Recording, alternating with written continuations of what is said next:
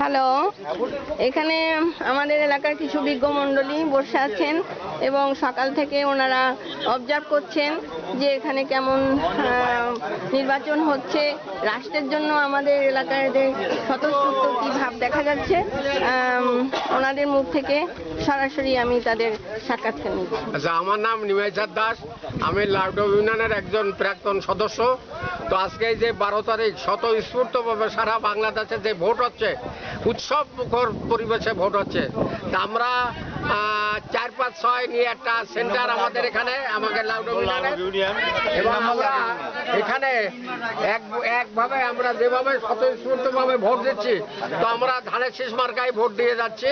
আশা করি আমাদের প্রার্থী আমির রেজাজ খান বিপুল ভোটে জয়ী হবে, জয়লাভ করবে। ওকে, ধন্যবাদ। ডাকো খুলনা, খুটাখালী বাজার। ধন্যবাদ সবাইকে।